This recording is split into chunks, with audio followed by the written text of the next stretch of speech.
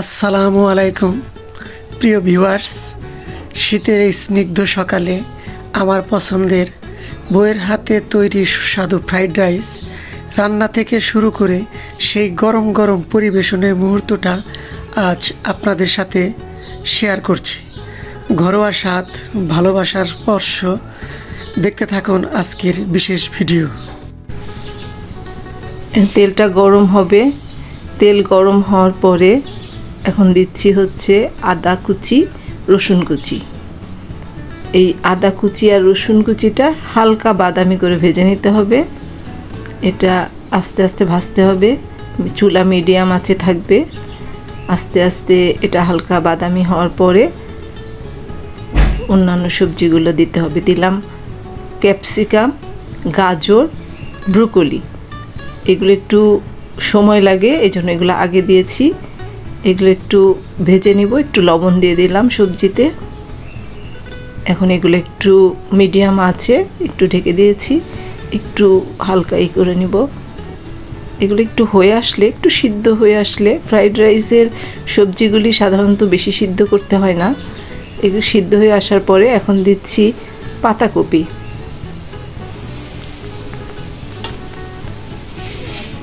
পাতাকপি দিয়ে এটাকে আবার একটু ভেজে নেব। পাতাকপি দিয়ে এখন একটু নেড়ে চেড়ে নিচ্ছি। নেড়ে চেড়ে কিছুক্ষণ রাখবো, কিছুক্ষণ রেখে একটু সিদ্ধ হবে। এর মধ্যে দিয়ে দিলাম আগেই তৈরি করা মাংস আর ডিম আর মাংসগুলো ভেজে নিয়েছিলাম, ওগুলো দিয়ে এখন একটু নেড়ে চেড়ে নিচ্ছি। এরপর দিয়ে দিব আমরা আগেই সেদ্ধ করা পোলার চালের ভাত, হাফ সেদ্ধ করা ভাতটা দিতে হবে।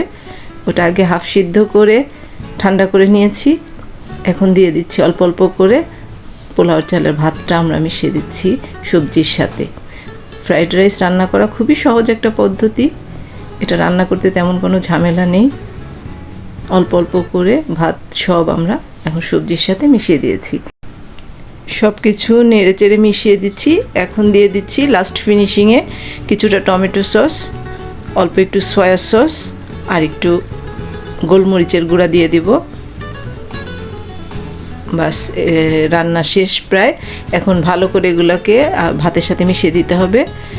ভালো করে নেড়ে চেড়ে এগুলোকে ভাতের সাথে, পুরো ভাতের সাথে মিলিয়ে দিয়ে আপনারা 2-3 মিনিট ঢেকে রাখবেন। বাস, তারপরে রান্না শেষ।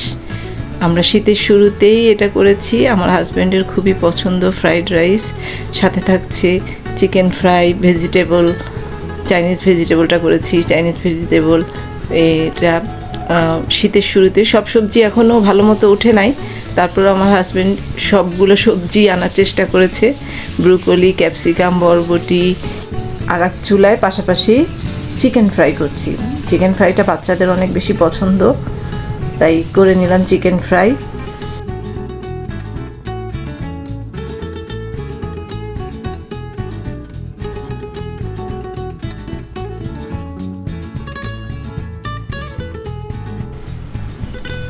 আর করেছি চাইনিজ ভেজিটেবলটা দেখানো হয়নি। ভেজিটেবলটা আগেই করে ফেলেছিলাম। এটা হচ্ছে ভেজিটেবলটা। এখন আমরা সবাই মিলে খাচ্ছি, 4 জনে মিলে বাসায়।